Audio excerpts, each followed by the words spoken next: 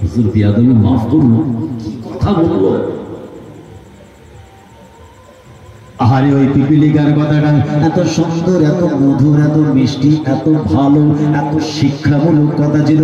নবী সুলাইমান আলাইহিস সালাতু ওয়াস সালামের প্রিয়রে ওই ছোট্ট পিপিলিকার কথাটা আমার আল্লাহ কোরআনের মধ্যে জায়গা দিলেন।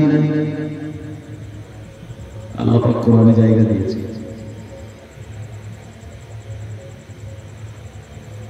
ইয়া আইয়ুহান নামলাতু উদখুলু মাসাকিনাকুম, আয় আমার জাত, আয় আমার পিপিলিকার দলেরা, আয় আমার বংশের, আমার আল আওলাদ, আমার খানদান, আমার কওম, আমার গোত্র, আমার দলের পিপিলিকারা, উদখুলু তোমরা প্রবেশ করো, খোঁজ যাও, अंदर घुस जाओ, क्योंकि नबी सुलाइमान और उसके लश्कर इधर से आने वाला है।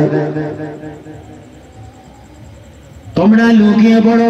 এই আমার পিপিলিকার দলেরা গাছের ডালের পাতার উপর থেকে ওই পিপিলিকা তার ভাষায় চিৎকার করে বলেছিল, এই পিপিলিকার দলেরা তোমরা দেরি করো না, তাড়াতাড়ি তোমরা গর্তের মধ্যে ঢুকে পড়ো, কেননা নবী সুলাইমান তার লোক দলবলের রাস্তা দিয়ে যাচ্ছে, তাদের পায়ের আঘাতে তোমাদের জঘন্যভাবে মওত হবে, তারা বুঝতে পারবে না, তারা এহসাস করবে না, তাদের কোনো রকম স্মরণেই আসবে না, তা তোমাদের তারা বুঝতেই পারবে না।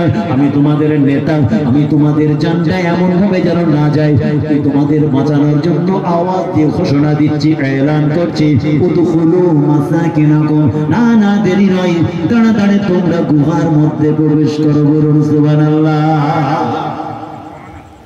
একটা পিপিলিকা